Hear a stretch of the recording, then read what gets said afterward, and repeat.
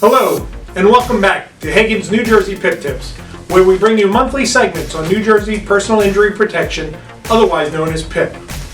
It's April, which means the new appeal process and form for New Jersey PIP takes effect April 17, 2017. Dobie said they were going to make it easier, more simple, and save costs. Unfortunately, they're only doing that for the insurance carriers, to the detriment of consumers and the medical providers who treat them.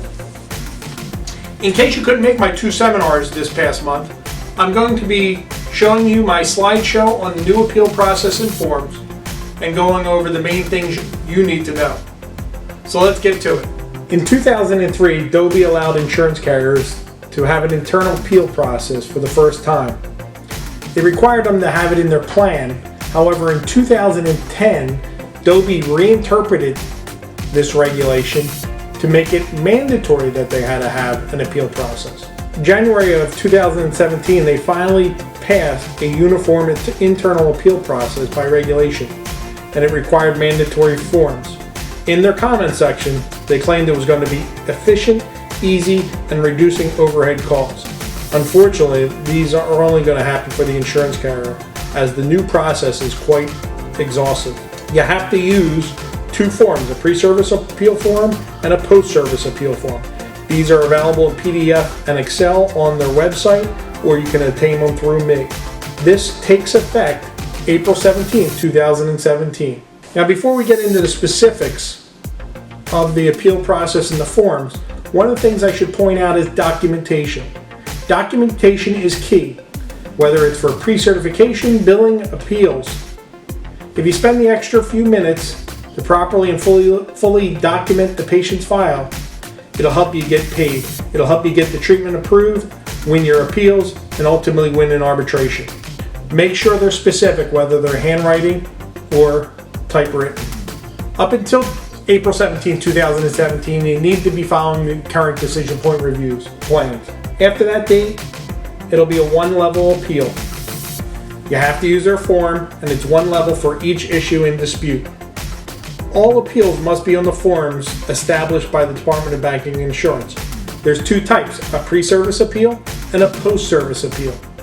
Pre-service appeals are appeals of decision point review or pre-certification denials or modifications prior to the performance or issuance of the service.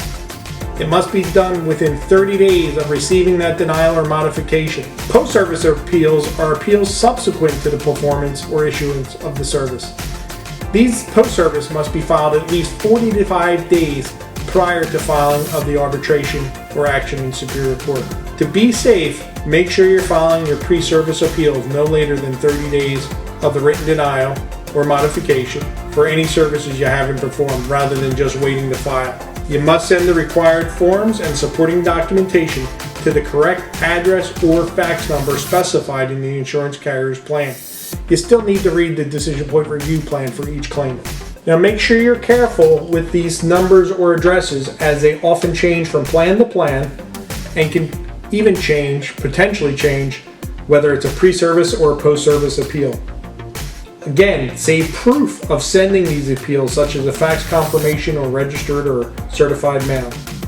The carriers must respond within 14 days for the pre-service appeals and within 30 days after receipt for the post-service appeals. It can be argued later on in arbitration that if they don't respond within this time period, they should not be able to raise the issue in arbitration. However, unfortunately, Dobie did not make that an actual rule and left it up to the decision of the arbitrators. So they released these two forms just recently that are going to take effect. We're not really sure who they actually consulted to create these forms, because they're quite extensive and burdensome on medical providers, and you're basically providing them the same information that you already provided in the pre-certification request and or the billing. It was intended to be more streamlined. However, again, it's just burdensome and paper and detail intensive. You need to learn this process and what forms to use and how to use the forms. So for the pre-service appeal, you have to use the pre-service appeal form.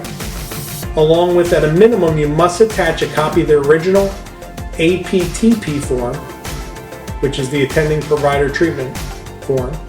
Along with the response to that, and along with an appeal rational narrative. So this pre-service form appeal looks similar to a glorified APTP, which incidentally was already denied by the carrier. You can and should attach additional documentation beyond the minimum to support the appeal, such as additional records, diagnostic reports, statement by the patient, anything that helps your case. The forms are available in PDF and Excel. We recommend you choose one of the styles and pre-fill it as much as possible in terms of like your practice information. I have them both available in the Excel and an editable PDF, so if you'd like, please contact me. It must be signed by the doctor. It must have the date of service and code specific. Now for the pre-service appeal, there's 3 reasons for appeal. There could be for an untimely response, an administrative dispute, and of course medical necessity dispute. Whether it's pre-service appeal or post-service, make sure to fill out completely and accurately. Put the receipt date of the adverse decision, provider availability. Obviously you have to check off those 3 mandatory documents attached along with anything else you're providing, the reason for the appeal. If you're in doubt, check all 3 of them. Sign, date, save proof of sending to the location in the decision point review plan. Now for the appeal rational narrative, this must be included for both appeals, whether it's pre-service or post-service. You might want to have a pre-written standard narrative rationale on the issues that you're going to come across, such as medical necessity, maximum medical improvement, causality, standard of care, etc. And then specifically supplement your standard narrative with patient-specific information depending on what the denial is. So whether it's improvements in complaints or less objective findings, anything that documents why the appeal, the decision should be overturned. Here's a sample of the pre-service appeal form. Again, it looks very similar to an APTP. We have highlighted some areas that might be somewhat new for you in the yellow, so pay close attention. Now for the post-service appeals, you must use the post-service appeal form and attach at a minimum the original bill, the explanation of benefits payment, and the appeal rational narrative. What's important is you have to save, unfortunately, the copy of your original bill because you got to resubmit it to the carrier with the appeal. Again, you can and should attach additional documentation to support your appeal, such as exemplar explanation of benefits, the PPO contract and or its termination, any reason why your bill was paid incorrectly, not paid at all, or reduced. One reminder, save any and all 100% and exemplar EOBs for usual, customary, and reasonable. So anytime you get paid 100%, save it and put it in a separate file to use in other cases. The post-service appeal form is available both in PDF and Excel. Again, I recommend you set it up in a pre-fill with as much information so you're not typing it out, filling it in each and every time. I have both available to you. Just feel free to contact me.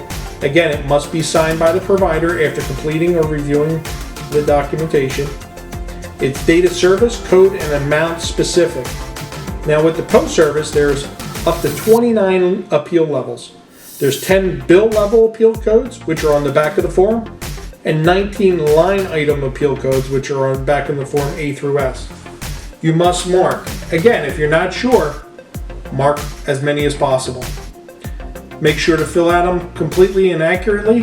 The receipt date of the adverse decision, again, when you're available. You must include those 3 mandatory documents. They ask for an EOB ID. Even as an attorney who handles these cases on a regular basis, sometimes I do not see or can find these numbers on EOBs. Then you have to indicate the total bill reimbursement, the expected bill reimbursement. You can do the date ranges along with the codes, the line level appeal, and reimbursement amount. Again, there's 1 through 10 and A through S for the reasons for the appeal. If in doubt, put them all. Sign, date, and save proof of sending to the correct number. Similarly, for the appeal rationale narrative, have a pre-written standard national narrative rationale to use on all bill level appeals. You'll see repetitive issues, so save it as standard and then supplement it with patient specific based on what's occurring in that claim. Here is the sample of the post-service appeal form. This one is 2-sided. On the front, it's similar to an APTP. Pay close attention to those areas I have highlighted in yellow. These actually aren't on the form, I just highlighted them to bring your attention. And then on the back is the reasons or the codes for the appeal level. Again, this is going to be very intensive, exhaustive. You got to pay close attention, and it all appears to be to the benefit of the insurance carrier. So for the appeal process summary, please make sure to timely appeal and that you send it to the correct location using the approved form and attaching the required documentation. I'm sure the insurance carriers are going to be arguing if you miss any of those details. Provide additional documentation when you have it. It may be barred later if you had it available but did not provide it with the appeal. Of course, save proof of sending appeals. They often argue at arbitration there's no proof, so we need the fax confirmations or the registered mail or certified mail. As I started out, documentation wins the day in appeal and eventually in arbitration. So spend the extra few minutes to document the patient's file very well. Those few minutes may mean the difference between getting paid or not getting paid at all. And of course, after exhausting the appeal process, file for arbitration. As always, the law offices of Sean T. Hagan LLC is here for you for all your PIP needs. Anytime, please call us at 732-722-2911 or email me at sthaganlaw@gmail.com. We're here to answer your questions and to file your arbitrations at absolutely no cost to you. And now, for our monthly drawing, for all those who participate in the Hagan Professional Information Program. If you send us any type of correspondence or arbitration, email or call us with a question, we enter your name on a ticket for a monthly drawing of a $50 gift certificate to area restaurants and stores. If you don't win this month, there's always next month, so keep those correspondence and arbitrations coming. And now, for the winner.